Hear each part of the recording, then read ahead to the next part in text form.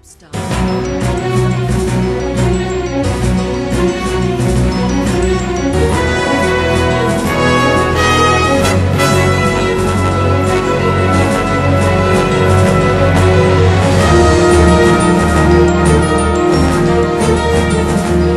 Please welcome our mayor, Buddy Dyer.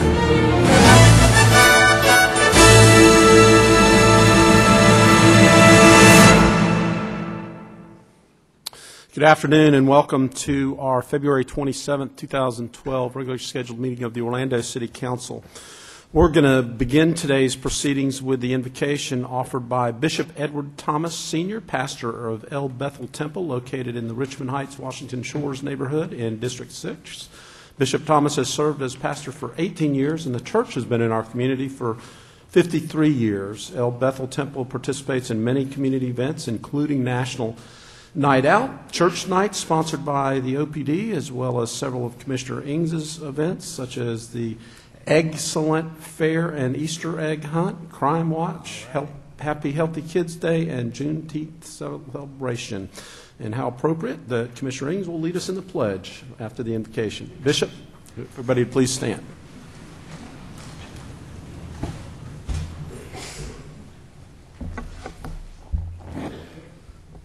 Will you bow your heads with us, please? Almighty God, our Father, we give you thanks for another day and for the privilege to pray on this occasion. Father, we ask your blessing upon these men and women as they gather to proceed in this agenda for this day. Father, we pray that your blessing of wisdom, knowledge, and understanding would be theirs as they go about the work of this day. We pray that you would give them unity of heart and mind for this work that you have called them to do as they work for this city and for the citizens of this city. God, we give you thanks again. And we know that you hear our prayers and that you answer our prayers. For it's in your mighty name that we pray. Amen. Amen. I pledge allegiance to the flag of the United States of America and to the republic for which it stands, one nation, under God, indivisible, with liberty and justice for all.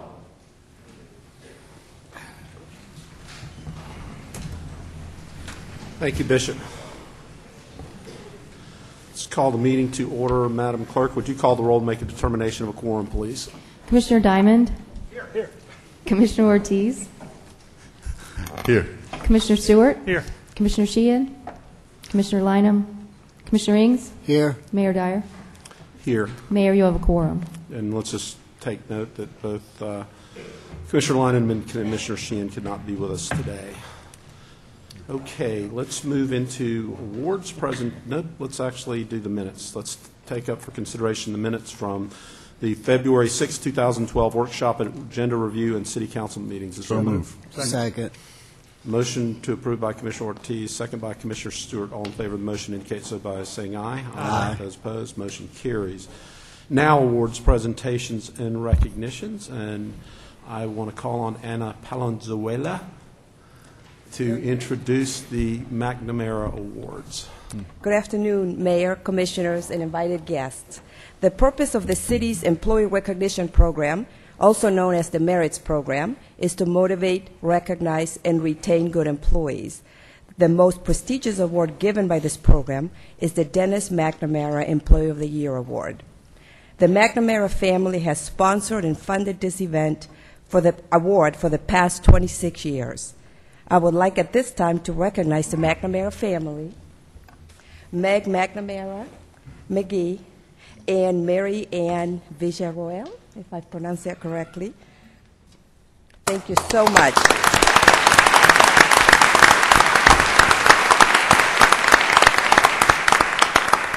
We at the City of Orlando are so fortunate to be the beneficiaries of your family's generosity. Only the best of the best are nominated for this award, and this year the competition was quite stiff. We had a record number of nominations. 24 employees were nominated, and only 4 could be selected. Each recipient of this award will be honored with a check for $750 and a jacket embroidered with the words Employee of the Year. And now, the announcement you have been waiting for. The recipients of the 2011 Dennis McNamara Employee of the Year Award are Susan Harris, Maria Iftigar, and Alicia Ramirez with Executive Offices, and Sergeant David Arenas with OPD.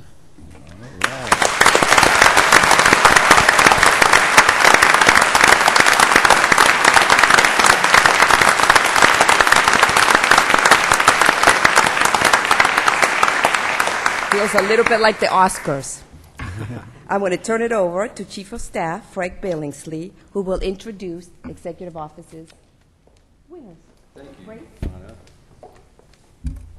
Hello, Commissioners, and good afternoon on this day after a successful All-Star weekend. This is something that all of us look forward to every year, and that's bringing the best of the best forward for the McNamara Employee of the Year Awards.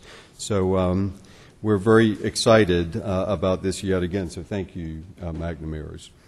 Today I have the honor of presenting to you 3 executive office employees who were nominated and selected by their peers, not by me, but by their peers. So that's quite an honor to receive today's McNamara Award.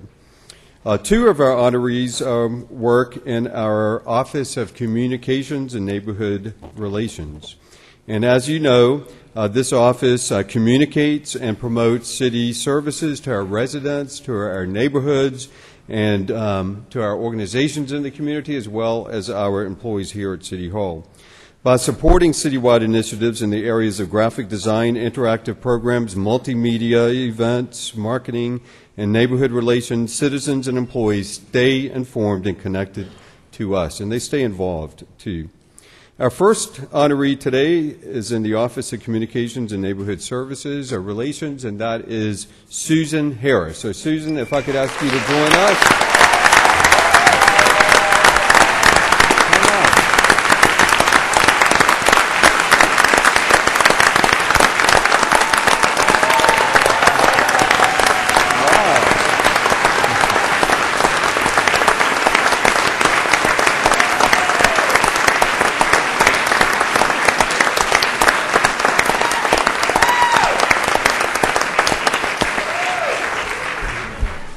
Well, Susan, I don't know that we've ever had a reception like that for someone here. Wow. Yes. Susan is the Neighborhood Relations Manager, and she's been with the city 17 years.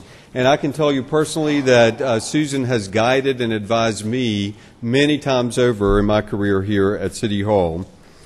She has used her passion and her love for neighborhoods to grow our outreach efforts and help serve the 348 neighborhood associations throughout our city. And Susan, your passion is infectious to me and to all of us.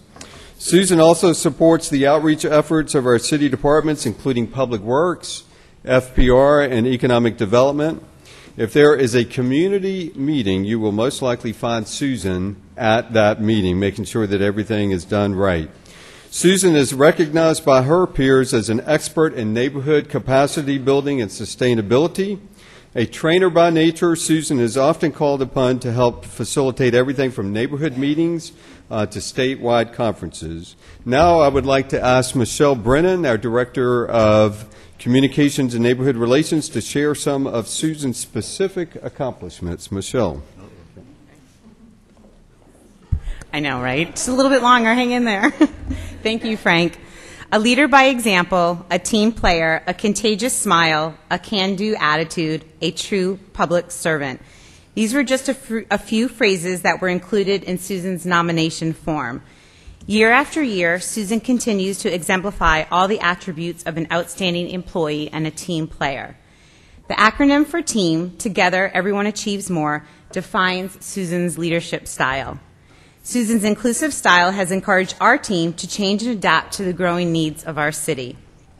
Respected by colleagues and residents, Susan is a resource for people who do want to stay informed, connected, and involved.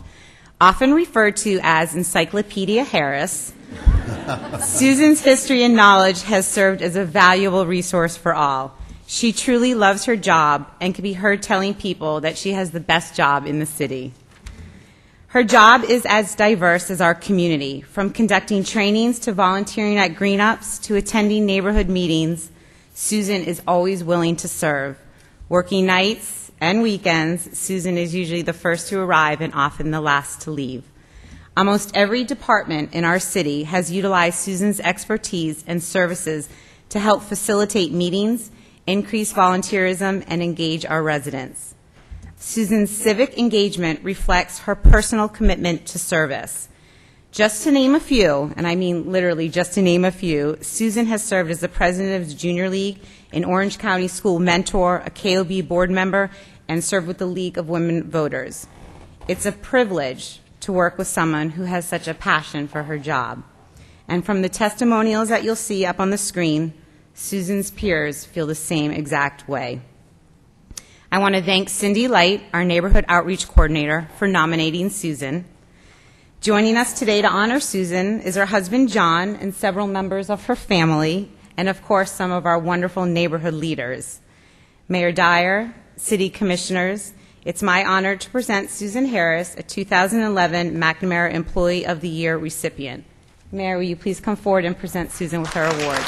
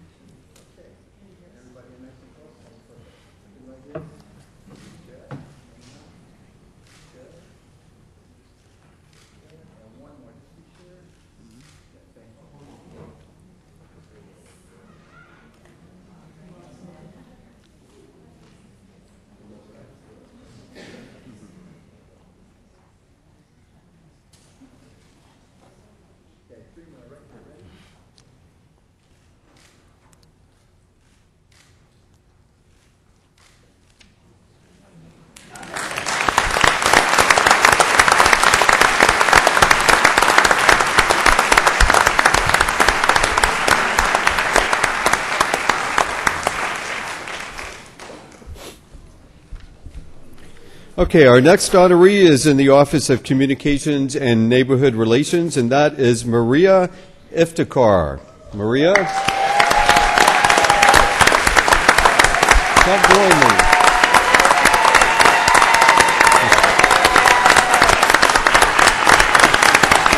Look at the couch. Look at that.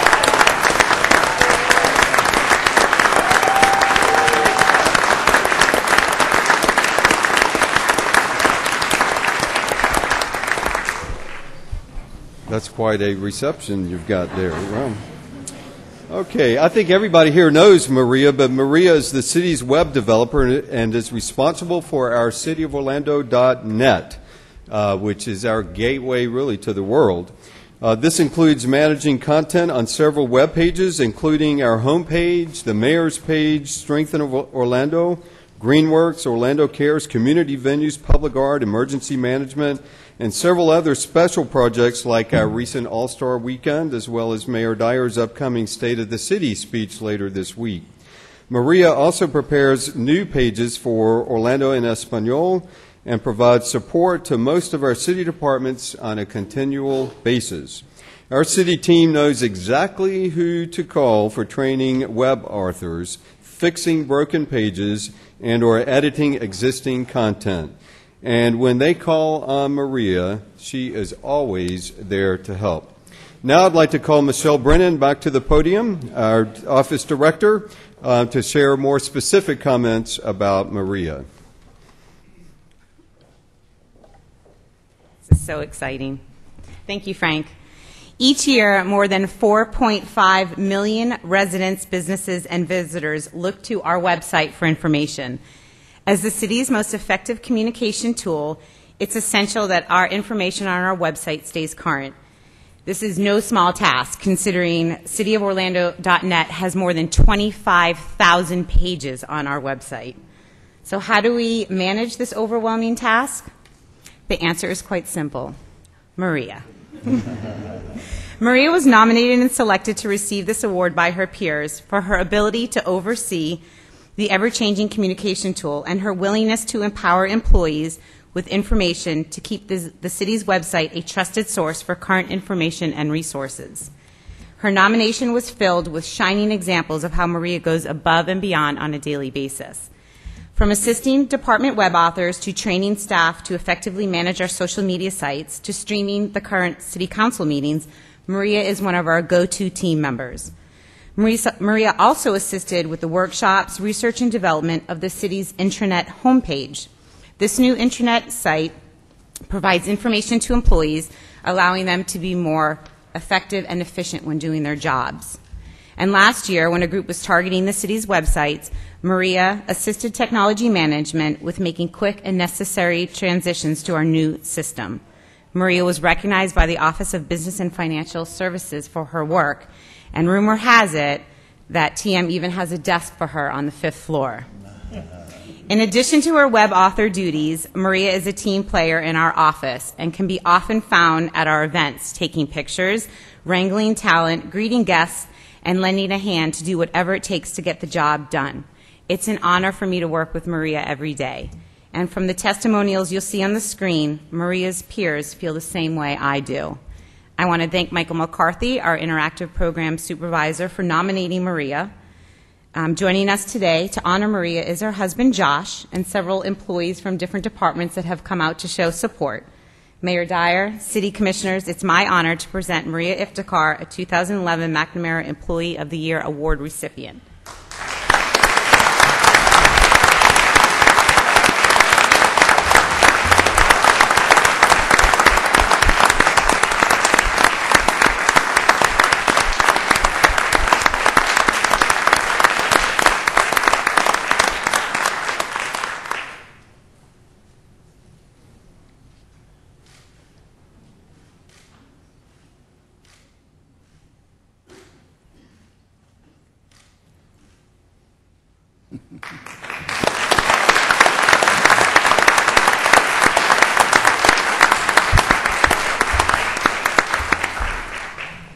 Okay, our third honoree today is Alicia Ramirez. Alicia, if you could join us up front.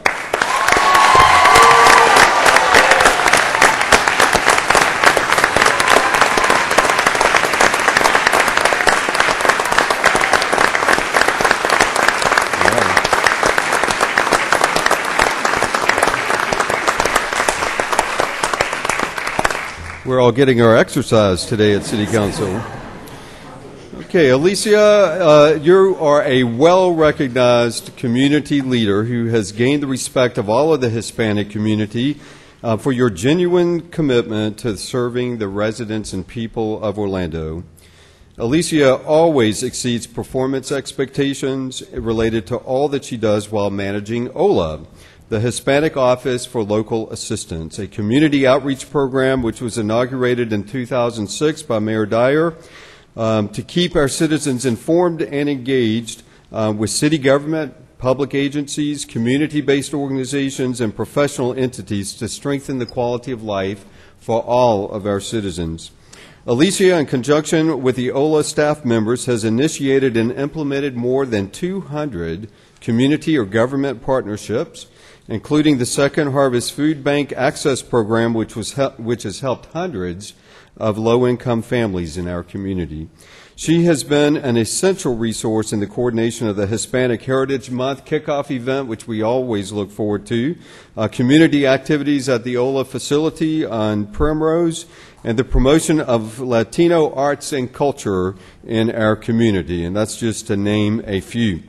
Alicia is a lady with a positive attitude. She's always cool, calm, and collected, which I appreciate. She's friendly, warm, reliable, and very approachable. She encourages us all to see the future with optimism, even when the going gets tough. And I know that she is very well respected throughout our community. Your excellent performance reflects your humanism and commitment with this community, and it's an honor for us to be with you every day as you do your good work and receive this wonderful acknowledgement. What I'd like to do now is ask Luis Martinez, our Director of Multicultural Affairs, to come make a few comments about our Alicia.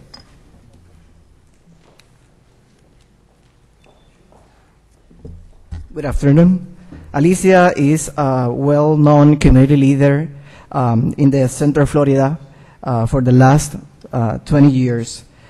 He has been the leader who has managed the OLA office, the Hispanic Office for Local Assistance.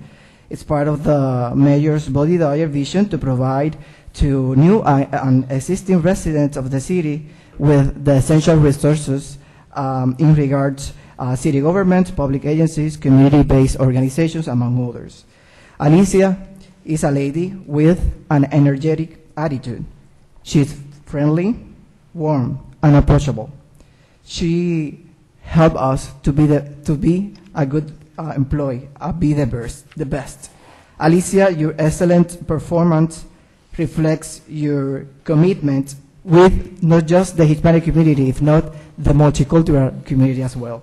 I am honored to be your boss, to be your supervisors. Joining us is Alicia's husband, co-workers, and friends, and Mayor Body Dyer. I am honored to present Alicia Ramirez to present the McNamara Awards.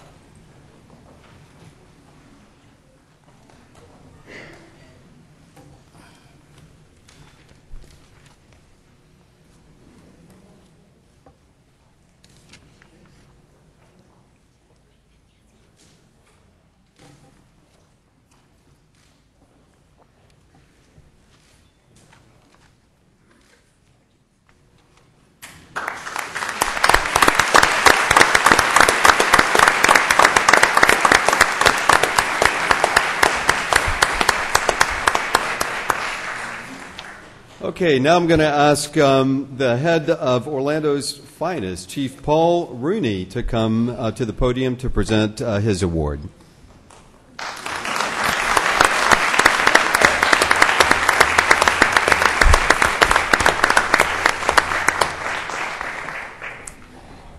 Good afternoon, Mayor Dyer, City Commissioners.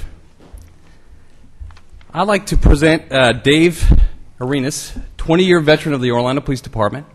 Sergeant Dave is truly a team player. Dave has been with the Motors Unit about 2 years now, and he's got that can-do attitude. He looks sharp, as you can see, but anytime you ask Dave to do anything, he does it. Positive attitude. The glass is always half full. At this point, I just want to turn real quick and acknowledge his family. I didn't know he was a grandfather. I'd met his little grandson a couple minutes ago.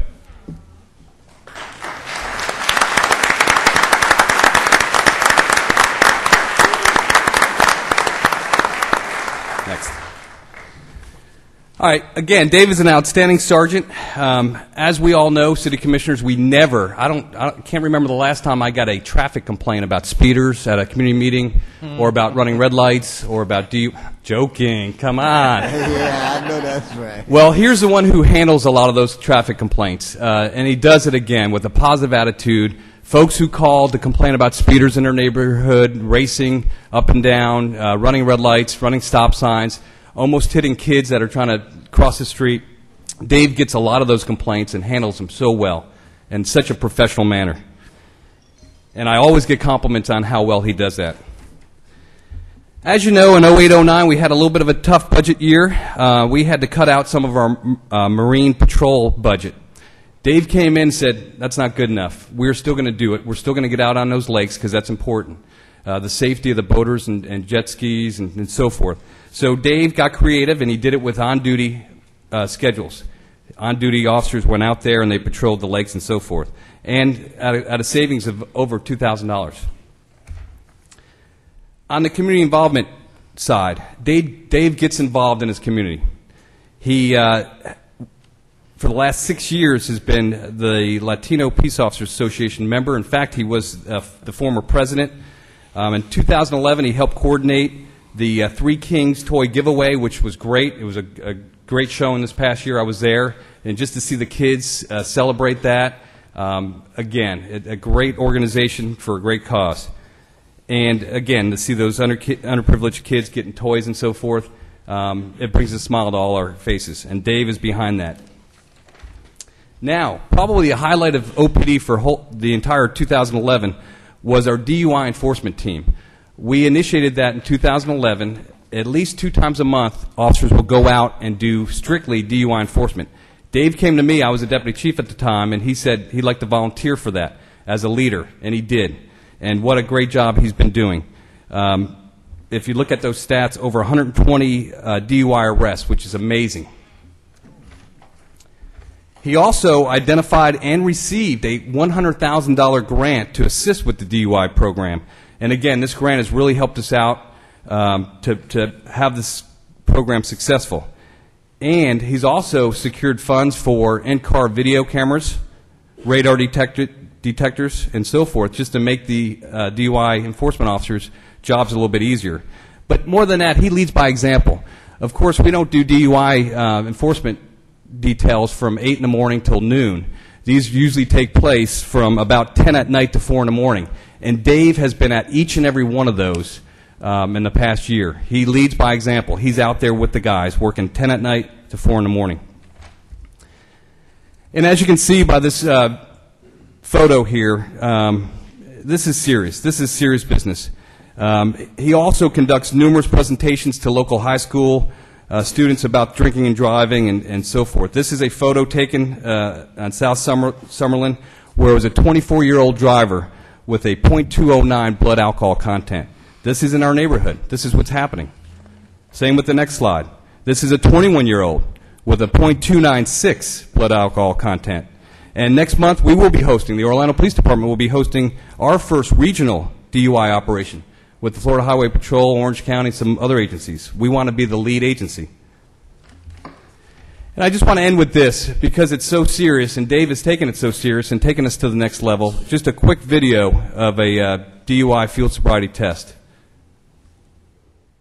Again, truly is a life or death issue.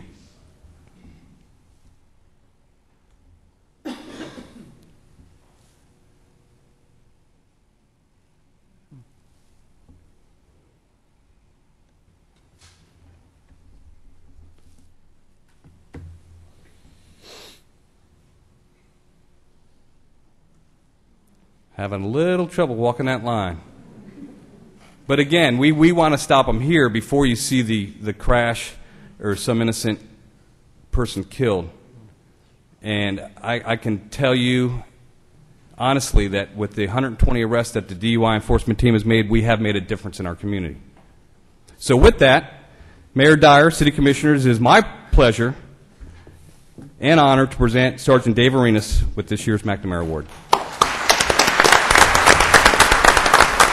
Thanks, Papa.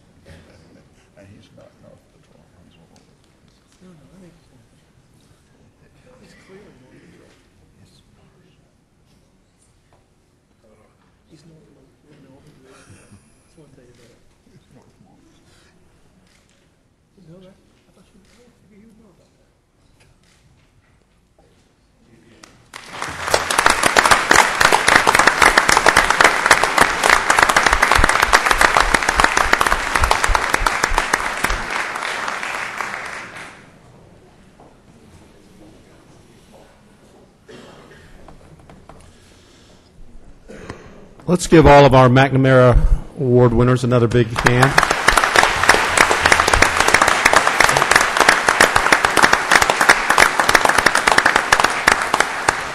I'm always so proud of all our city employees. They make the mayor and the city council look good. They're out there doing good work. I always see like 5 or 6 vehicles on the way into work, whether it's somebody picking up solid waste or street cleaners or making our city beautiful and responsive to our citizens' needs.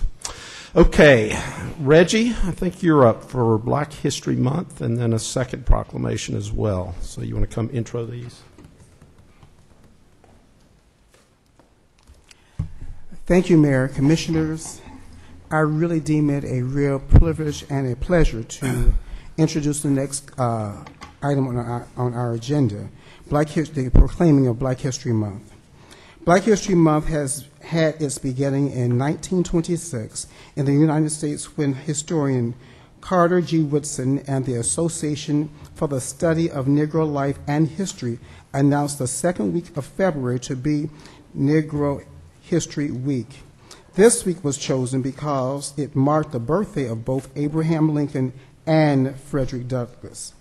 Negro History Week grew in popularity throughout the following decades, with mayors across the United States endorsing it as a holiday. In 1976, the country's bicentennial, Negro History Week was expanded to Black History Month.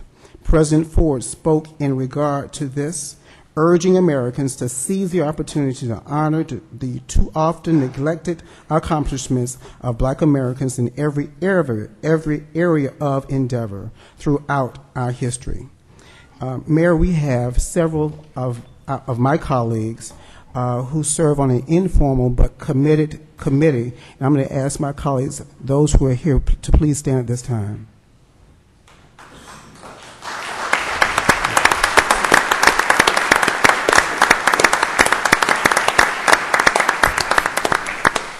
I'd like to read a proclamation, City of Orlando, whereas Black history is an integral part of American history, and February is designated the month for national recognition and acknowledgement of the many contributions of Black Americans, and whereas those contributions have not only impacted the lives of Americans, but the lives of people throughout the world, and whereas those contributions have been made in education, medicine, art, public service, the military, business, politics, human rights, science, engineering, sports, and whereas some notable contributions are Otis Boykin invented electronic control devices for guided missiles, IBM computers, and the control unit for pacemakers. Mary McLeod Bethune founded the Daytona Normal and Industrial Institute for Negro Girls, now Bethune-Cookman University. Dr. Charles Richard Drew invented the blood bank in 1940. Elijah McCoy invented an automatic lubricator for oiling steam engines in 1872, and hence the term the real McCoy. Who knew that?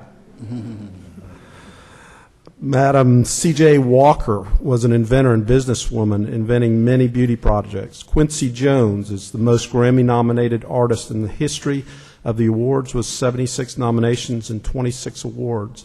A little closer to home, Arthur Pappy Kennedy was the first Black elected official, City of Orlando. Albert Nelson was appointed and assumed the duties of the City of Orlando's first human relations official in 1972. And whereas the City of Orlando commits to advancing civil rights for all people and honoring the contributions made to our nation by African Americans by its policies and through the Office of Human Relations, and whereas the story of African Americans in our nation is one of determination, courage, and inspiration that touches nearly every facet of American history, now therefore I, Buddy Dyer, Mayor of the City of Orlando, hereby do proclaim the month of February 2012 as Black History Month in the City of Orlando.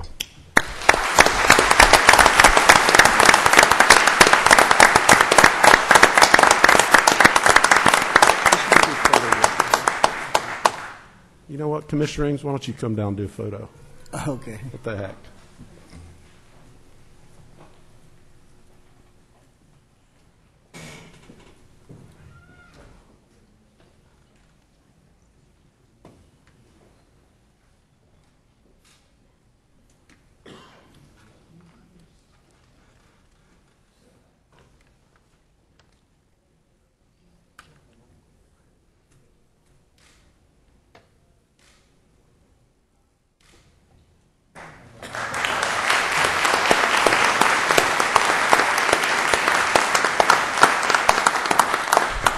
Thank you again, Mayor, Commissioners. It is my distinct honor to bring up to the podium after the Mayor reads the proclamation someone who has been a mentor to me, and I'm just one of thousands who could also make that claim.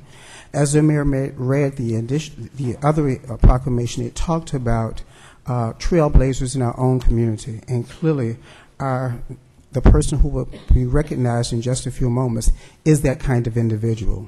We recognize that he has been very, very active in equal opportunity, equal access, but not only in terms of employment, but in terms of housing, and making sure that persons get paid a decent salary no matter where they came from. With that being said, he was one of the first persons that Mayor Carr went to in the City of Orlando to help Mr. Nelson to form the Office of Human Relations. And the first 3 years of my employment here at the City of Orlando, it was my honor to follow the steps of Mr. Nelson as the director of that office. So it's a personal privilege and honor to recognize my friend, my mentor, and my fellow brother in the Wondry Black Man, Mr. Bob Billingsley. The Mayor will now come and read the proclamation.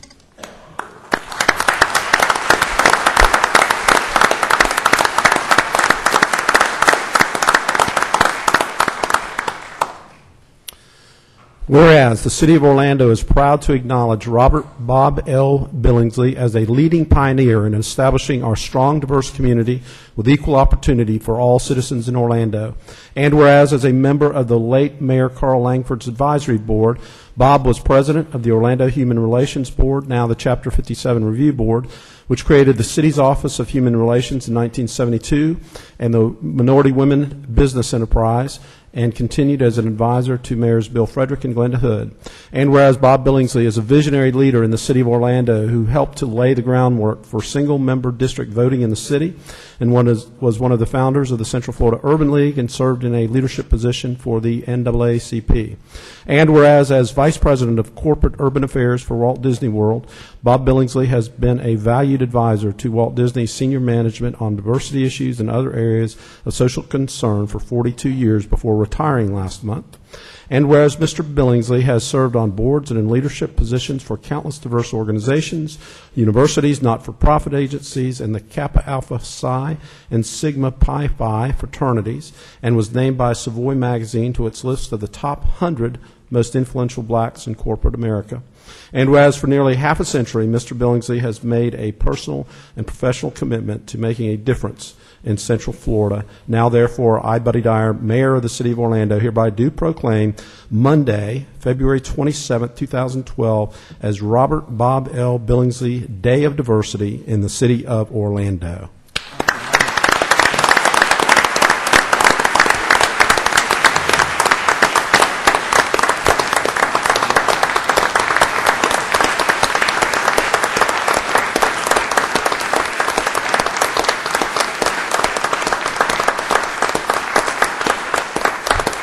Thank you so very much, Mayor, for that, and City Council.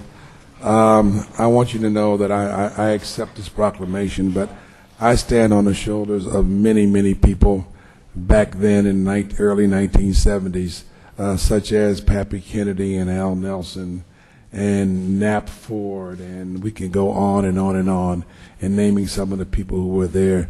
The Stewart family was part of us who were trying to make this city what we felt it should be. And I can say right now that this city, I believe, is a true city of diversity and inclusion. And thanks to all of you for making that happen. Thank you so very much.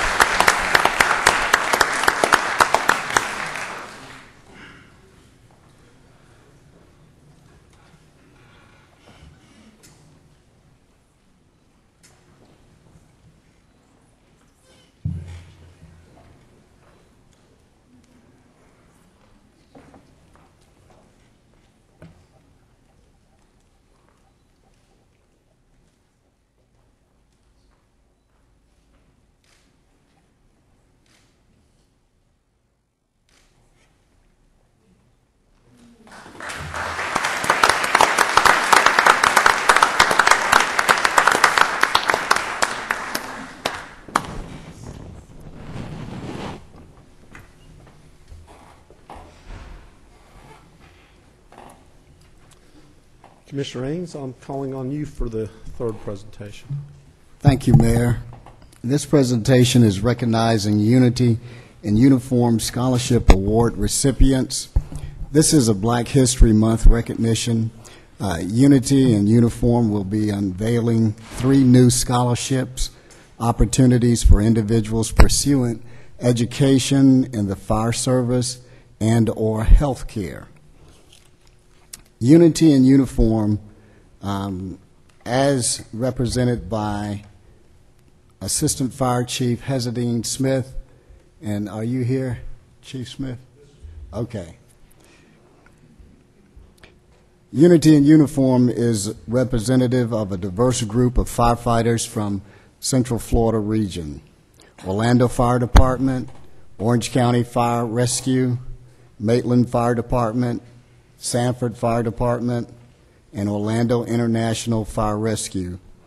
Also nurses employed within Orlando Health, Florida Hospital, Health Central, Kaiser University, Orlando campus, and other uniformed professionals within our community.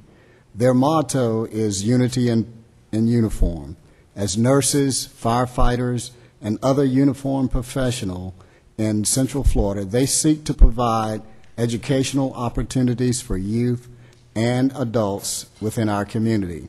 I would like to introduce Orlando Fire Assistant Chief Hezadine Smith, Executive Director, and ask that he would come to the podium for the presentation and also introduce some of our guests that are here. Good afternoon, Mayor, commissioners, staff, CAO, Mr. Brooks, other officials, Chief Miller, Orange County Fire staff, all guests, including retired Fire Chief Charlie Walker, Chief Dickens, and all retired members of Orlando Fire Department, and the families of the 6 trailblazers that were hired by the Orlando Fire Department in 1968. We're appreciative of this opportunity today as we conclude this month's celebration of Black History Month. Unity in Uniform will be unveiling 3 new scholarships and those opportunities for individuals pursuing education in fire and healthcare as indicated earlier. I am Hezadine Smith, the Executive Director of Unity in Uniform. I'm a professor at Valencia College in Orlando and Embry-Riddle University online. I am a district chief with Orlando Fire Department. Correct. Did I promote him, Chief? All right. I would also like to introduce our chairman, Dr. Winston Warren. He's an associate professor at Daytona State College. Would you join me, Dr. Warren?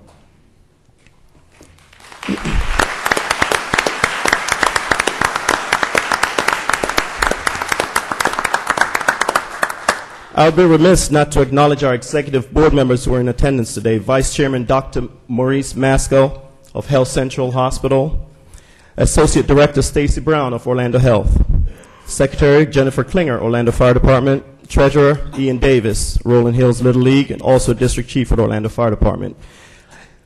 Additionally, we have Debbie Maldonado of Kaiser University and Battalion Chief Betsy Hudson, Orange County Fire Rescue. On June 10th, 1968, the City of Orlando hired 14 new firefighters.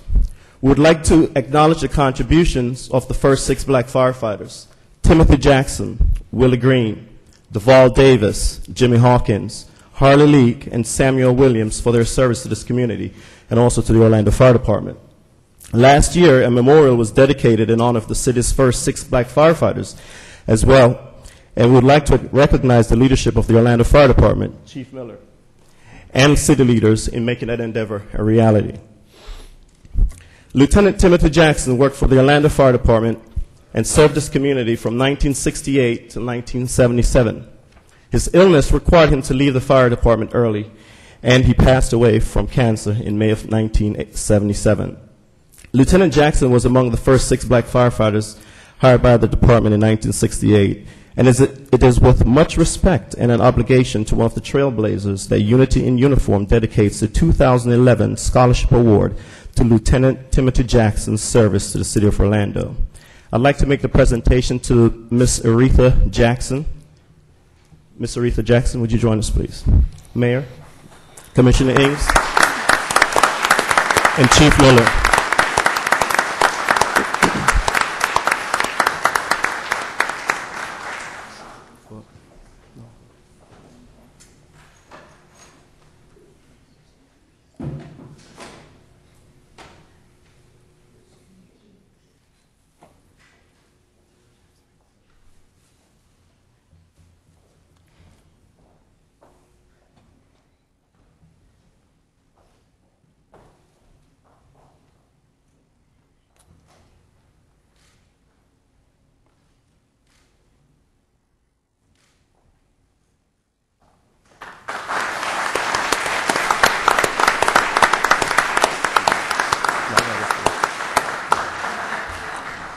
Anderson Brown, Jr.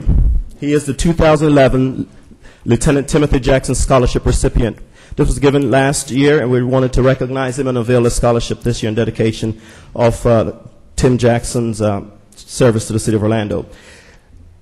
BJ, as affectionately known, he's 18 years old and is a graduate of Central Florida Preparatory School in Orlando. He played football and mentored young kids at his school. He graduated with a 3.1 GPA and subsequently enrolled in Valencia College's EMT program. He's been involved as an OFD explorer for the past year and actively participates in training evolutions and ride-alongs. His goal is to become a firefighter and ultimately get hired with the Orlando Fire Department. His father is a probation officer with the state of Florida, Osceola County. Please join us in congratulating BJ.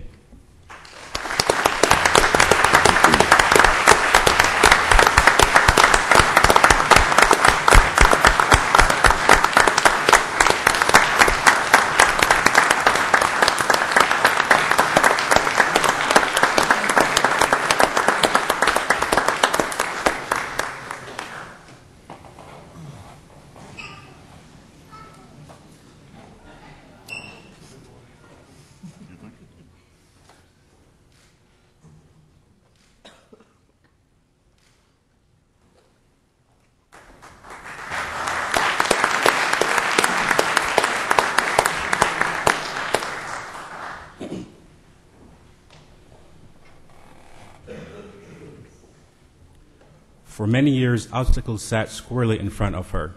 Her parents parted ways when she was a girl. Before she was a teenager, she helped support her family by working in the field. She was a teen mother and wife.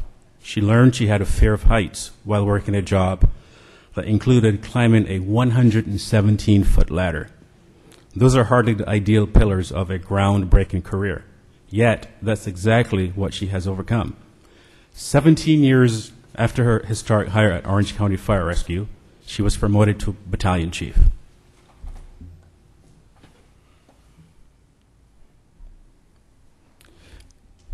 She has made history for being named the first black battalion chief of Orange County Fire that came up through the ranks. During her 20-plus years of firefighting, she has overcome some serious obstacles of racism and cultural differences, but always ended up on top. She has been at the forefront of our breast cancer awareness and other fundraising endeavors from the beginning of Unity in Uniform. And in her honor, we are proud to dedicate the 2012 Chief Bessie Scholarship Award in recognition of service to the community and the fire department.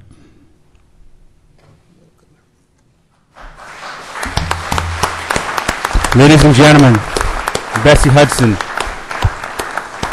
We're also asked that our Orange County Chiefs join us, please.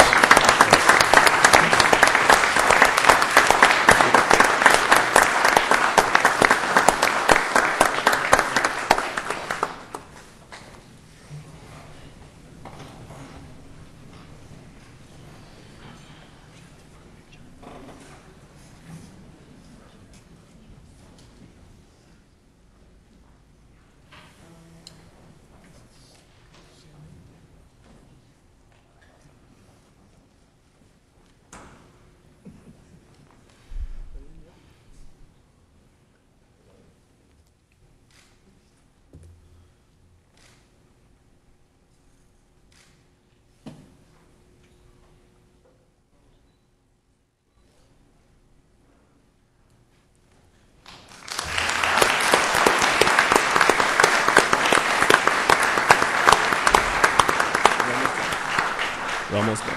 Yep.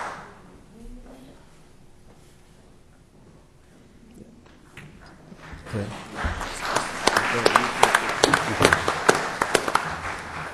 The 2012 Chief Bessie Hudson Scholarship goes to Katie Krishman. Katie is currently enrolled in a paramedic program at Daytona State College. She's actively involved with Deltona Fire Explorers Program and has contributed over 140 hours in community service. She's currently employed with the City of Deltona Fire Department. Her goal is to continue serving the community while enhancing her abilities to provide emergency medical care to the victims that need her help. She is also committed to further contribute to the mission and objectives of our organization, Unity in Uniform. Katie Krishman.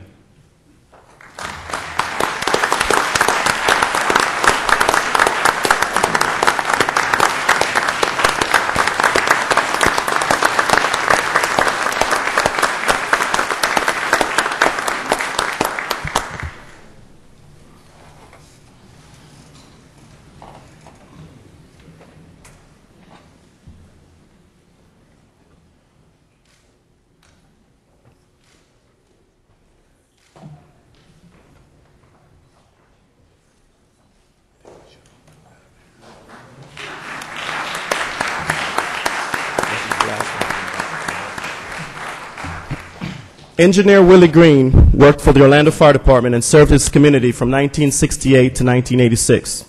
He as well was one of the first 6 black firefighters hired in 1968. Shortly after retirement, he succumbed to his illness, dying of lung cancer in 1987 at the age of 44. It is with much respect and an obligation to one of the trailblazers that Unity in Uniform dedicates a 2012 Scholarship Award to Engineer Willie Green's service to the City of Orlando and the Fire Department. I'd like to make the presentation to the family of Willie Green.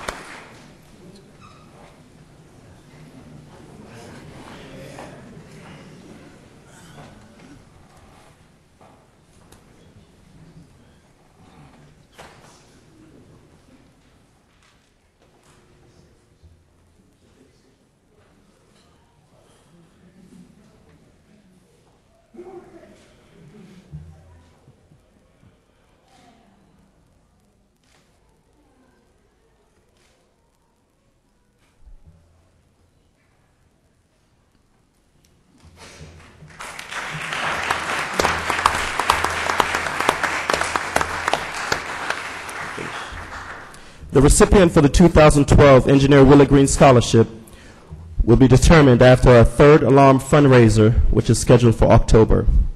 I'd like to thank the Mayor, the City Council, and the staff for this opportunity to honor those who have served, and to those seeking opportunities to travel in the footsteps of trailblazers. whether in the fire service, the nursing profession, or some other health care related field. Have a good day. Thank you. Thank you.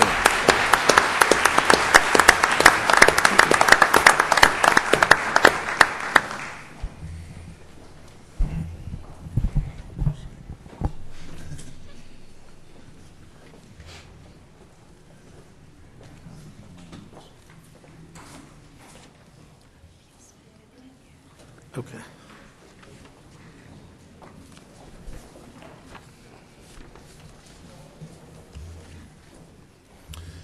Move from awards and presentations to the mayor's update. And I think that we can all agree with the Sentinel's headline in the paper this morning that the city of Orlando shined during the All-Star Weekend. And I could not be more proud of our city and our city employees. We've been planning for this weekend for really an entire year since we benchmarked what they were doing in L.A., and everything went off basically without a hitch. The NBA itself, Commissioner Stern was extremely complimentary of the treatment that they received during the weekend, the Orlando experience. And I know most of the businesses in our communities reported being busier than they have ever been, and the estimates were that we had about 100,000 people in downtown Orlando each of the 3 nights. Is like having New Year's Eve plus 50% 3 nights in a row. So the economic benefit was just incredible. Oh, Ed, you're already doing pictures? Sorry. So a lot of what has been reported in the media has more to do with parties and celebrities, but more time was actually spent on community service events than at parties, and they didn't get quite as much press, so I thought I might highlight a few of those. Ed? Okay, so there's the Amway Center and the west side of Church Street, which, by the way, had an enormous amount of people. The fence actually acted as a funnel, and everybody that got off the buses on the west side had to walk down the sidewalk. So I'm not sure there was any issue about patrons for the businesses along West Church Street. Next slide, Ed. So one of the very first events that we had was at Jackson Middle School with our after-school all-star students, and they got to hear a very motivational message from Alonzo Mourning, and Metro PCS made a $100,000 contribution to our after-school all-stars. There's Commissioner Ortiz sitting up all nice and straight there. Then we were at Jones High School. Commissioner Lynham was there with me for that one, and the Jordan brand, which is Michael Jordan's company, refurbished their outdoor basketball courts, and then they donated new uniforms to the boys and girls basketball teams. You can see them on display there, and picture's not as good as the uniforms look, I can tell you that. They were pretty cool, and I guess the Jones basketball girls came up 1 point shy of the state championship in their division. On Friday, we joined Dwight Howard and Alex Martins and Commissioner Stern. Commissioner Stewart was there as we did renovations to the Coalition for the Homeless. And also, interestingly, they did a cooking demonstration on how to cook more healthy food and how to do it on an economic basis.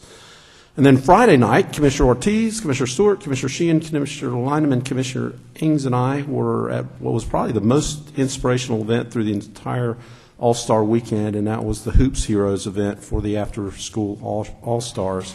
And Governor Schwarzenegger was there, but he was not the superstar. It was Jenny who told her story. And I'm not sure there was a dry eye in the place after Jenny told her story of how the impact After School All-Stars had in her life, and it was certainly a lasting impact. On Saturday, I had the opportunity to speak at 2 different prayer and gospel breakfasts. One of them honored Pat Williams, and then one of them honored 6 of the leaders in our faith community. And that was followed by this event, which was Feed the Children. And Commissioner Ortiz and Commissioner Lynham and about, 15 basketball players helped to hand out food through the Feed the Children event. and over 3,200 families were served through that event. Last night we had the first ever NBA-sponsored watch party. 300 of our residents turned out at Lake Eola for that. And the entire weekend was just incredible. These two pictures, in each night in the city suite, we hosted some very special guests, and that's Isabella, Simeon, and Christopher, who are courageous kids who are battling cancer and scoliosis, and we had them and their brothers and sisters and each of their families as our guests for each of the games. I want to recognize our city staff, especially those in transportation, police, fire, code enforcement, and the Amway Center, who just did a remarkable job. And if you were in or around downtown, you were shoulder to shoulder with a whole lot of people, and our city was spotlighted. The game was televised in 215 different countries and 44 different languages. And you remember when Gary Sane was here, he said there would be no possibility of us ever purchasing that type of exposure. And the Amway Center showed off very well, and there are a lot of people that make decisions about future events that spoke very highly of their experience here. Okay, speaking of basketball, although the Jones girls came up 1 point short, the Edgewater High School and Dr. Phillips High School teams both won state championships in their respective classes. So congratulations to them. All right. How about that?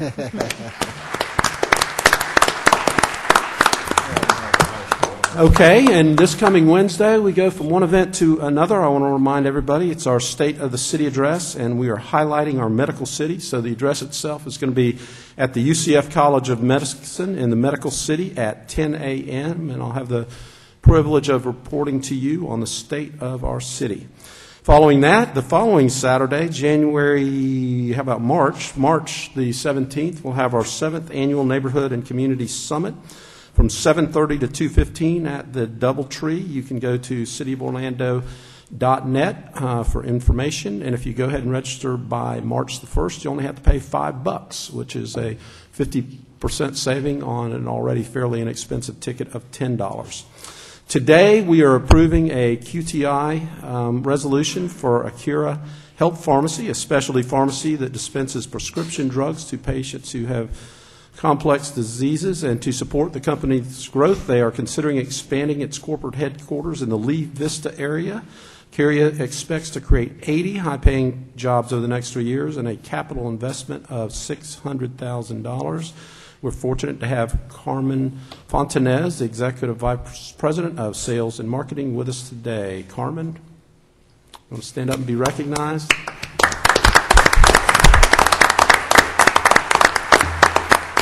Also on the agenda today, last year we waived transportation impact fees and also reduced them by 25%, and that is about to expire, so we will be extending both of those benefits. The Dinky Line Trail is underway, or the construction is underway. The crews began work in January, and it should be completed in June. The trail is about 1.25 miles, runs along the old Dinky Line Railroad spur from Magnolia and downtown to Lock Haven Park, and it's part of our Orlando Urban Trail. We now have, with the new Dinky Line, we have more than 280 miles of urban bicycling trails, signed routes, and lanes. Jeff, where's Jeff Arms? Jeff has a sneak peek at the signage. All right. How about that?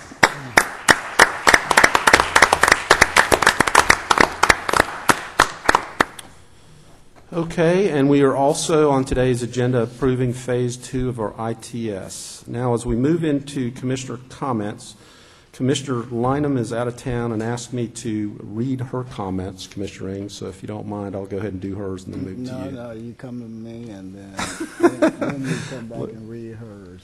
You want me to do that? Yes, sir. Okay, go ahead. You're here and present, so you get to go, and I'll read hers at the end. Thank you, Mayor. You can actually read hers after mine, and that way we're right in order. But I'd like to start with the council agenda, specifically item C1 out of economic development, approving the minutes for the municipal planning board. And obviously there are about 3 items there that's related in District 6. The first is item number 3, approval of Fund Spot expansion. And John B. Airy, the president of Fund Spot, is here. And John, I'd like for you to stand and be recognized. And then also the Fund Spot family that's with them, John Jr. and everybody else, just stand up so we can give you.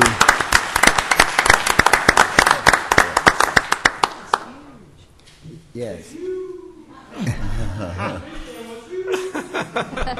You know, Mary Ann said the same thing. It's huge. So, but congratulations to you on the approval of your expansion for Fund Spot. Fund Spot is located at 5551 Del Verde Way on the west side of International Drive, just north of International Drive and east of Kirkman Road and south of Oak Ridge Road. So they're right in the heart of North I Drive and have been there for years. And you can see them really by the big Ferris wheel that they have there constantly, and outdoor go-kart track. So they've been a great community leader and an employer in our community as well. So they do provide many jobs for our people. And then item number 4 is the street name change of Commerce Center Drive, to Gulf Channel Drive. And this is an action that would help with the Gulf Channel. Specifically, they're moving their corporate headquarters there, so they're close to the area of International Drive, Sand Lake Road. This is great for our community as well.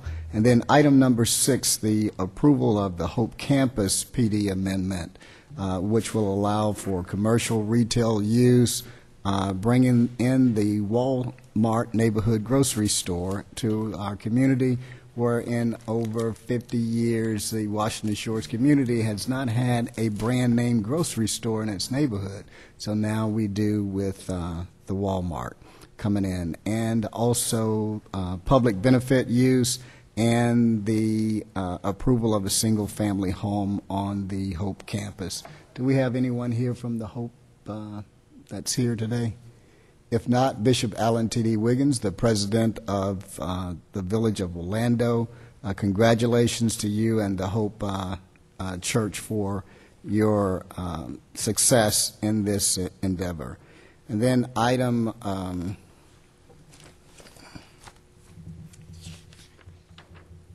E1 is a grant opportunity to further strengthen our fire department.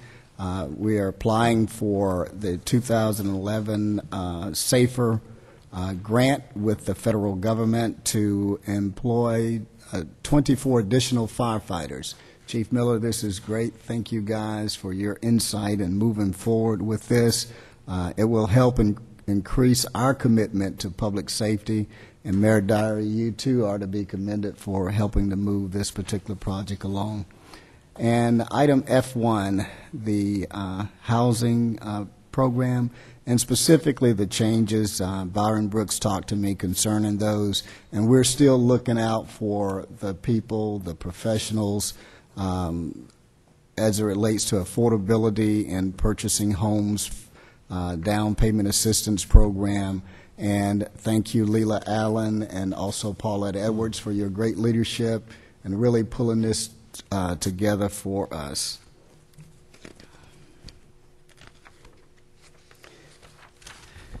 And then item I3, approving the engineering services agreement with URS Corporation Southern for the President Barack Obama Parkway project. We will begin the design and environment permitting phase of this particular project, and then we'll go into hard construction and utility relocation, which is estimated at about $8.2 million.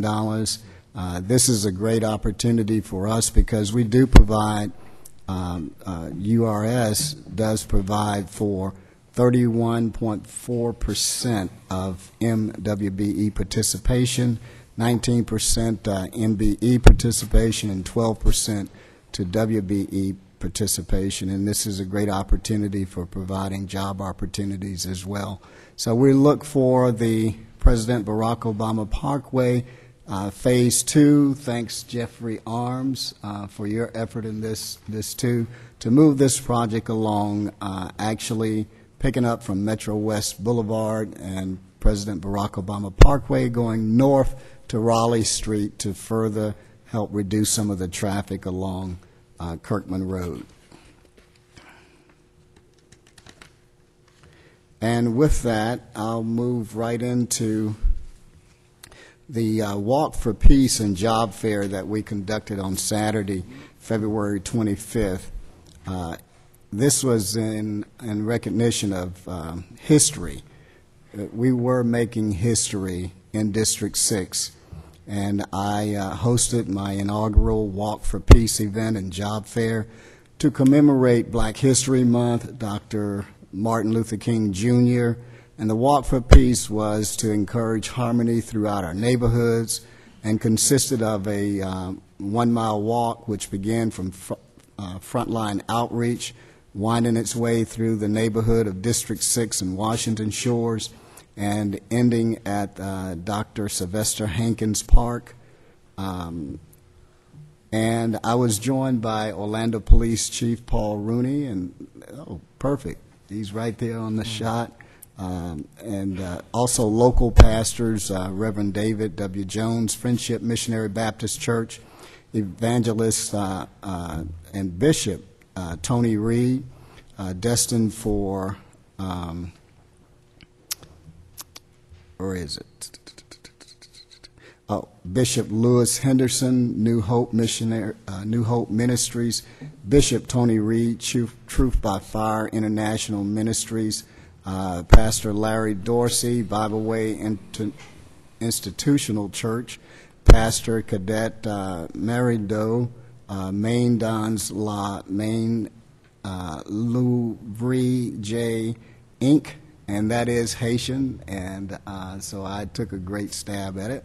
And also Reverend Henry Hank Morgan, First Christ Ministries Church, Pastor May Chester for National Tabernacle, Reverend Herman Bryan was there, and we had really over 10 pastors that joined us in this event, and we prayed for jobs, peace, family, and prosperity and peace within our communities, and specifically for the world. And we had several vendors. We'd like to thank our vendors: Reliable Business Solutions, Orlando Fire Department Recruitment, thank you so very much. City of Orlando Blueprint Employment Office, thank you. Rural Metro, they were just really great. Rural Metro Ambulance, Orlando Cares, Orlando Police Department Recruiting, thank you. And Workforce Central Florida, and they even brought out their mobile unit. Simeon Resource Center. And thank you to the fraternities that graciously assisted us with setting up and providing food for the people at the event.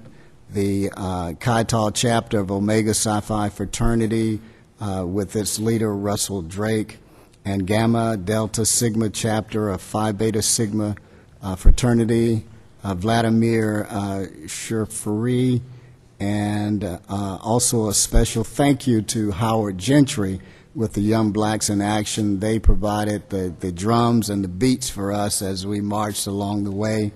And then special thanks to Larry Williams of Simeon Resource and Development Center, Mike Pavelko, the program director of Hankins Park, and also my aide, Cynthia Wilson. Thank you guys so much for helping us to make this a very successful event. I'd like to also say, because I see Mark right here. Mark, did you stand up when Fun Spot stood up? Did you? Okay, Mark from Fun Spot, stand up so you can be recognized too. Mark has helped us with so many different projects within our District 6, and thank you for being that liaison and helping us. And Mark has on a different shirt. He has on a tie. Everybody else has on working attire. And so Mark is even sitting towards the front, so he's distancing himself from the president and everybody else at Fun Spot. So Mark, you have all of the accolades going towards you today. So thank you again. 2012 NBA All-Star Weekend. We had some great opportunity on Wednesday with Orlando Magic Team Night at the NBA Jam Session out at the Orange County Convention Center. Super event, and I tell you, so many people from different areas, and I did get a chance, Mayor, to recognize Orlando as a host, and I welcome people to the city of Orlando. These are some shots where June, my wife, and I were out at Universal that particular night, and you see Ernie Johnson and Shaquille O'Neal and Charles Barkley were doing their broadcasting, and the one great thing that I see is All-Star Orlando 2012. So it spoke highly for what we have done as a city, and we are to be commended. And then on Friday, February 24th, NBA Behind the Bench, the National Basketball Wives Association, Touching a Life Luncheon, which benefited the Academy for Autism and the Orlando Cultural School of Dance. Both great nonprofit organizations, and also at that luncheon was Gospel Award-winning, Stellar Award winner Marvin Sapp, and he actually sang to us several different songs there at that luncheon, which was great. And then the NBA All-Star event, the after-school All-Stars that the mayor mentioned, the Hoop Heroes Salute, and then the NBA All-Star Skills Challenge event. But the real event was the 2012 NBA All-Star Game, and it was phenomenal. And I tell you, the West really came out there, and they hammered the East from beginning. They held on towards the end and won the game, but the East was coming back. We just fell a little short. And Dwight Howard represented us well. I don't know where he stands, but Dwight, the city of Orlando certainly needs you, and we would love to have you stay with us, and let's make this a championship team. And with that, Mayor, thank you very much. Thank you, Commissioner. We'll move to Commissioner Diamond. Thank you, Mayor. Well, first of all, I'd like to update everybody on an issue that came up in November. For those of you who might remember, there was a study by the U.S. Postal Service to determine whether it was going to close the Orlando Processing and Distribution Center. This is located at the airport. It employs about 200 people or so. Also being at the airport, it generates an important economic impact for Southeast Orlando and the city. It benefits local businesses, and I think it benefits the airport. And if the study had been approved, the operations of that facility would have been transferred up to Lake Mary. At the time, I filed written comments objecting to that, and I encouraged our citizens to file written comments as well. And for those of you who haven't seen the reports in the media, I'm glad to report that the Postal Service decided to keep that facility open and merge the operations of the Lake Mary facility into the one at the airport. So I wanted to make sure everybody knew about that. And so for the foreseeable future, the facility at the airport is going to remain open, which I think is good news for Orlando. Also, I wanted to congratulate the students, the faculty on the Orange County School Board, and Principal Jennifer Cupid McCoy of Lake Nona Middle School. The school was dedicated last Wednesday. It's a beautiful school. It's a school that's already filling up, and I want to congratulate everybody involved in making that school happen. My special congratulations and thanks to School District Superintendent Ron Blocker. I think this may be one of the last schools he gets to dedicate before he retires. But I wanted to also thank him for his very gracious comments about my wife and her service years ago when she was at Walt Disney World on a committee that worked with the school board to help the school board and provide ideas to the school board on ways to facilitate and improve its construction process. So I really wanted to thank Ron Blocker for that. I think he's been such a fine superintendent. I know he's going to be missed in the years to come. Also wanted to congratulate the Delaney Park Little League. They had opening day on Saturday. They asked me to throw out the first pitch, and I was honored to do that. It's another successful season for the league, which serves students, or not, which serves kids from all around Orlando and brings them into the league and plays at a variety of fields around the city. They have done this for years and years and years. They do a great job with it, and I want to congratulate them for all their great work and wish them all the success in the coming season. A couple of items on the agenda I'd like to mention. Item B1 and item 2B. Off item B1, which is the Budget Review Committee minutes. This is an item to provide funding to clean up the land on Dixie Belle Drive, 35 acres of land the city purchased years ago, environmentally sensitive land, which the city purchased in partnership with Orange County to preserve it. And I wanted to give a special thanks to Public Works, Rick Howard, Dan Distacki, and also former Public Works Director Alan Euler for their efforts in bringing this forward and doing it in a very cost-effective, smart way. And I think they deserve a lot of credit for that. I want to thank them and thank everybody else for their support of this item. I also am glad to see the item for Acaria, item C8 on the agenda. It's good to see good jobs being created. I would also like to call out and mention one of our citizens who recently passed away. I attended a funeral this morning, and I know Commissioner Stewart was there as well. A funeral for Doris Manuel. And Mrs. Manuel was devoted to the community, her church, her family, her neighborhood. She was just a beautiful person inside and out, and I know she's going to be missed. Among her many accomplishments, and I know Commissioner Stewart is well aware of this one, she was the first female president of the Christian Service Center, and that is one of many good things that Mrs. Manuel did for the community during her lifetime. I know she'll be missed. And I'd like to offer my condolences and thoughts to the family. And lastly, I would like to offer my special congratulations to all the recipients today at our awards and presentations, whether they were the McNamara honorees or the other honorees. I just want to say thank you and congratulations and all the great stuff you do. That's all I have, Mayor. Thank you. Commissioner Ortiz, District 2. Thank you, Mayor. I didn't need that, but let's use it. Let me start by saying congratulations to Fun Spot. You guys don't see me there, but I'm always there with my nephews. And you guys have some tremendous go-karts. I hope you put a few more little tracks, because we have burned those already. Is it, what, 5 or 6? It's a lot of fun. My nephews loved it.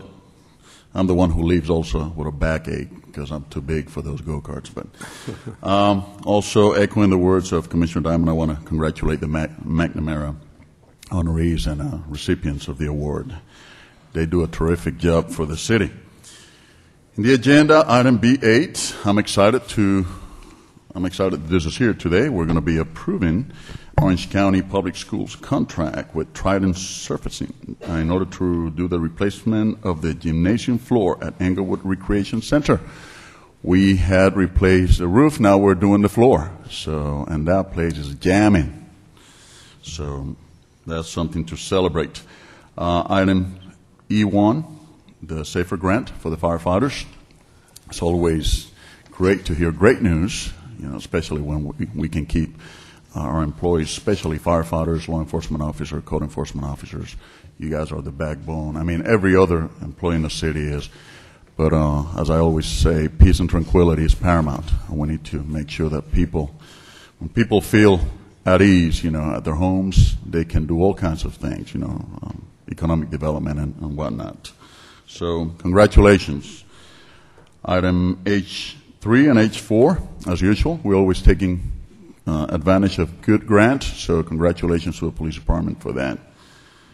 That's good news too. And item J1, I'm excited to hear about this grant-funded position, Mayor, Mayor's against illegal guns regional coordinator. That's awesome.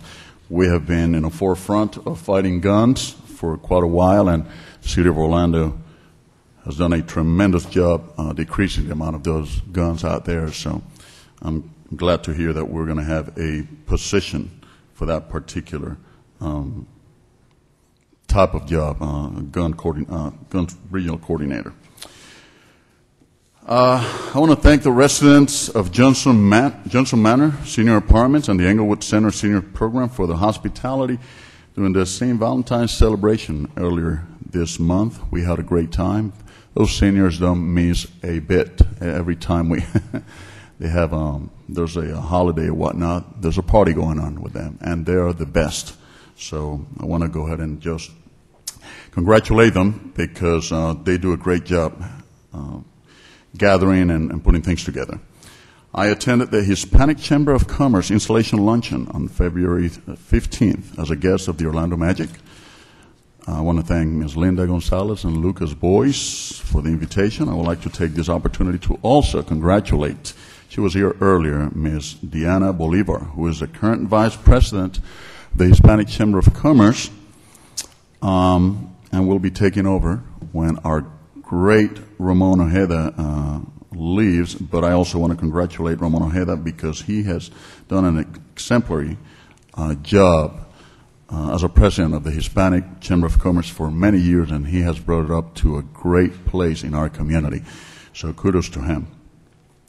On Friday, I attended the After School All-Stars Hoop Heroes Salute to benefit our local After School All-Stars program. And I want to echo Mayor Dyer's words. It was a great event. There was a lot of synergy. The location, the event was hosted by Universal City Walk Rising Start, and it honored James Bosch and other NBA players who have donated funds to the After School All-Stars program, which is one of our Pride and Joy programs for our kids. I want to thank Mr. John McReynolds from Universal Studios, After School All-Stars Director Tyler Chandler, stepping up to the plate. Great job. And his staff, Greg, Ray, and all of them, Ms. White.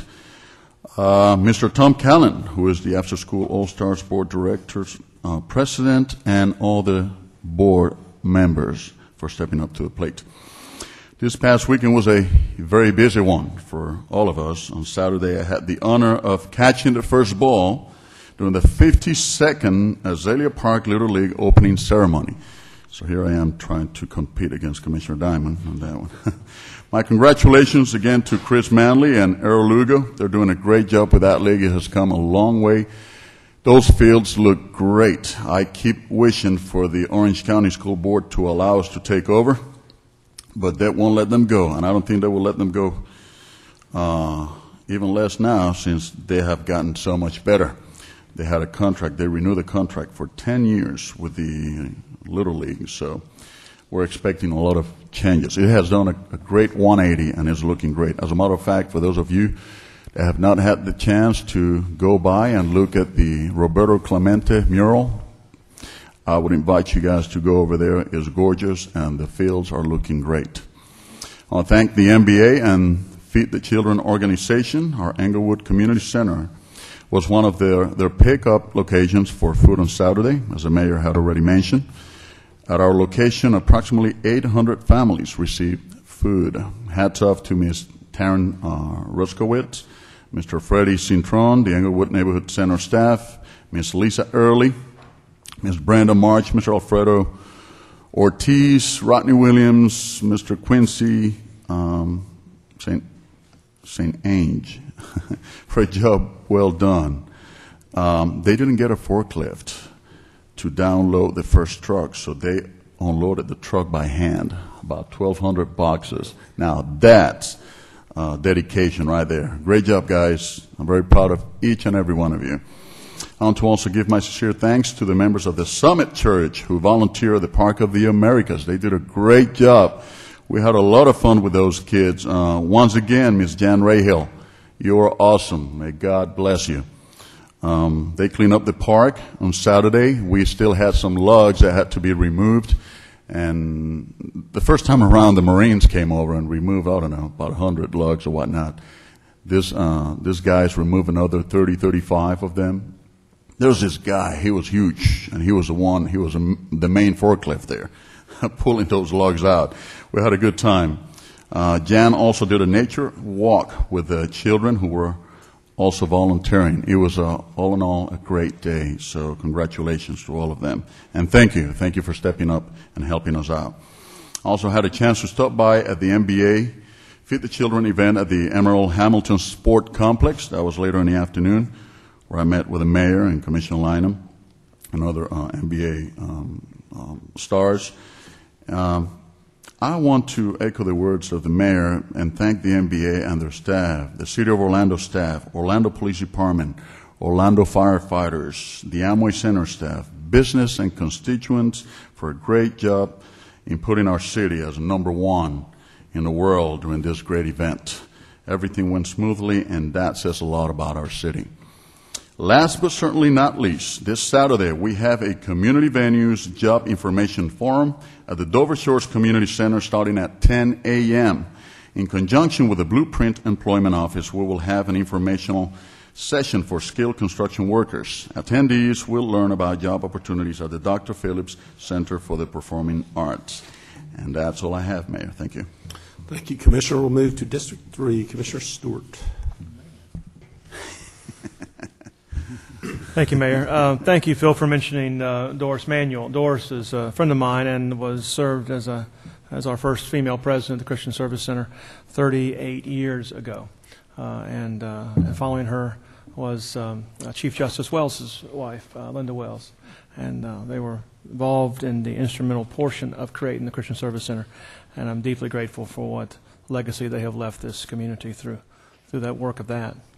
Let me just cover a couple of things. I do want to mention some things about the All-Star events, but I'm not going to try to repeat a lot of this. But I do want to congratulate Commissioner Ortiz on the work that he has done with the After School All-Stars and fundraiser.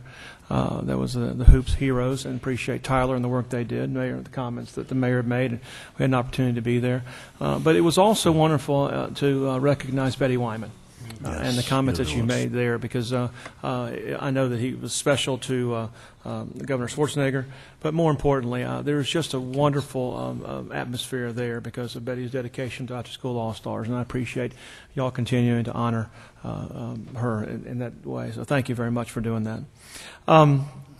The NBA All-Stars, we've covered a lot of it. I'm not going to bore y'all with a lot of other accolades, except to say this. I had an opportunity to spend some time with the guys from Houston, some guys, other part of the NBA group.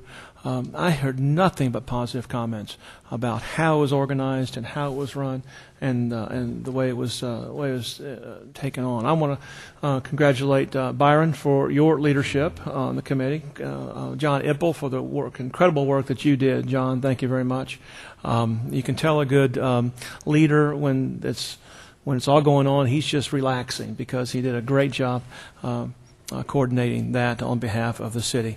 I asked Byron if he would share some of the names of the people that served on our committee, and the number was 44 on the committee. This touched literally every part of our city, and everybody stepped up and did just a wonderful job. So I want to tell you how much I appreciate that. Mayor, thank you for your leadership. And I asked Houston if they didn't want to do it next year, they'd let us know. We were already geared up. We could take it on. But I really would like to see the NBA put this in a rotation. They discussed that. They promised it for a long time. And it would be great to be in that rotation every 5 or 6 years because I think they had a great time here. Had the opportunity to go up and down the College Park Business District with the mayor. Thank you, Mayor, for coming with me. It was our opportunity to talk about Buy Local Orlando and our new app program, and we recruited 2 new businesses while we're up and down the street, and had a chance to say thank you to several others that were there. I appreciate that. With the new Buy Local app, it's really kind of a fun thing to do. If you have a chance to use it on your Apple app, go ahead and do it. And I think I was told that we just opened up the Android app last week, I think. So both of those are available, and all you have to do is just punch the button. It tells you what the nearest one is to you, and you just walk in and show the Apple app. I also want to touch on something kind of special, and Robert Bowden is here. Robert, thank you for your leadership over at Lou Gardens. I talked to Robert the day after Valentine's Day and had some wonderful news about what happened over there at the Valentine's Day. We had 1,400 people on Valentine's evening, I think is what you said, eventually the largest group that we've ever had. And we also recruited 66 new members for Lou Gardens while we were there that evening. So, Robert, thank you for your leadership. That is such a wonderful jewel in our community. And those kind of events really showcase what we're doing there. I know you told me earlier on that they didn't have enough room for all the people for the movies. They just said, there's a field over there. If you want to go have a picnic with your family, go over there and have a picnic. It's okay with us. So it was great. Thank you very much for doing that. A couple of events coming up. This Saturday, March 3rd, is the annual chili cook-off over at Blue Jacket Park. Please get a chance to come join us over there. March 10th, the Food and Wine Festival will be going over at Baldwin Park as well, and it's benefiting cystic fibrosis. The Village Center will be turned into a wonderful outdoor cafe where you can taste the food and wine from some of our community's finest restaurants, and it's all for a good cause. So please come over and join that. And then come over to College Park on March 11th for the 21st annual Sunday in the Park event over at Dartmouth Park. It's open to the public. Get a chance to come over. And I think it starts at noon and goes till about 5 o'clock. On the agenda, I've got a couple of things I'd like to share. The National Endowment for the Arts grants. We are joining together with the Edith Bush and the Florida Hospital to do a study of arts arts opportunities over on Lock Haven Park. We're really thrilled about that. It's a $75,000 grant, and so we are matching that to ask for some additional funding from there. And so we're really excited about that. That's on the agenda today, item C11. In addition to that, we also have the entranceway, the Parkway entranceway into Baldwin Park over at Broad Street. We are taking that site of that park there, taking what we normally would spend each year on maintenance and giving that over to the CTD, and they're going to maintain it at a higher level. There's an agreement that accomplishes that today. This is a common agreement throughout the city. We're thrilled about that because what's neat about it is that it doesn't cost us anything less, and we have somebody who's taken on a higher level of maintenance because they would like to do that. And this agreement accomplishes that. Thank you, Lori Botts, for your work, and thank you to the CTD over at Baldwin for their willingness to step up. It's important to us. Jeff, thank you for your work on Dinky. I appreciate that. That signage is really neat, and I appreciate you doing that. We've had a lot of wonderful comments about what's going on with the Dinky Trail over there, and we're looking forward to, I guess, doing the grand opening around June or July. So thank you very much for that. On item C4 today on the HPB minutes, I'm going to vote no on that item. I've had a chance to study some of the work that they have done with the billboard that are putting over at the plaza. I don't like it. We allow architectural, subjective architectural opportunity. I'm going to exercise my subjectiveness and say that what's there looks like a billboard and doesn't look like it's architecturally integrated into the building. So with that, I'm going to vote no on item C4. And then let me share the last thing with you. We've had the NBA All-Star Weekend, and now the next big thing coming up on our agenda is the Central Florida Fair. It is the 100th anniversary of Central Florida Fair. It started in 1910. I want to just share a couple of comments with you just because it's some fun facts that we ought to know about in our community. The fair started in 1910 and was suspended during World War II. For 2 years, and so this actually is the 100th anniversary of it. Let me share a couple of things briefly, and then I'll kind of get off the podium. The fair started in 1885 in a little small area over on Lake Eola, for those of us who have been involved in the history of Orlando since then. Yeah, that was back when I was a young boy, Commissioner Ortiz. And ran very faithfully on the shores of Lake Eola until 1894 when the big freeze stopped it. 1908, they began again. 1910, they started, and then they had some wonderful events over the course of the past 100 years. Let me just share a couple of quick ones with you. On the opening day of the fair in 1910, a guy named Beachley decided he was going to accept the challenge and see if he could keep his plane in the air for 5 minutes. It was a Wright Brothers built plane. He did, and won $1,500 for keeping his plane in the air in 1910. What a great story. 1911, they moved over to where the TD Waterhouse Center is now, Amway Center. They stayed there until 1979. And we've had some wonderful wonderful places for us to talk about our community. It was originally named the Subtropical Midwinter Fair, if you can imagine that, and became the Central Florida Fair a few years later. During the war, it served as a barracks. It was one of the first concrete cinder block buildings built in downtown Orlando for its purpose, and it served as a barracks during the war. And then in addition to that, it's now moved out in 1979 to its 88-acre facility. It is now privately funded. It awards $200,000 in scholarships literally every year. It's a wonderful addition to our community. Last week we had the opportunity to host a couple of the people that were there that were going to be shown at the fair. This is me along with Shadrach and Missy. And then the girls are Taylor, Hutzel, and Emily Cravey. They will be auctioned off at the fair as part of the agricultural the sheep, of it. Not the girls. Yeah, the sheep. Yes. Stop it now. Stop it, Mayor. And we got a great picture of the mayor. Let's see. The mayor's the one on the left. I'm sorry. There he is. There's the mayor. And I will tell you what the fun part about this was that the mayor's, an old Kissimmee boy. So when he saw that sheep, he went right to it, and he looked like it was just natural, Mayor. I am so thrilled. There he is with Missy. And then, of course, the cow on the right is called, his name is Patty the cow. He would be considered a cow patty. Okay, I'll go slow. He will be considered a cow patty. But these are just some of the things that we do at the fair. It starts on March 1st, goes through March 11th. We're really thrilled about having the 100th anniversary of the fair here in Central Florida. It's a wonderful economic investment in our community, but it's one that's I think we should never forget. So thank you, Mayor, for allowing me to share just a little bit about the fair. Thank you, Commissioner. Okay, before I take a motion on the consent agenda, it's okay to do Commissioner Lynham's comments now, Commissioner? Okay. Thank you, Commissioner Lynham is in D.C. today, and she wanted me to just read a statement into the record. Quote, I simply want to thank all of our city staff, and they know who they are, who worked so diligently to make this event a success in so many small ways that were evident for the big picture. I want to thank all the volunteers and the NBA Cares, the Players Association, the Magic, and the community volunteers who were able to engage the entire state in a great national event.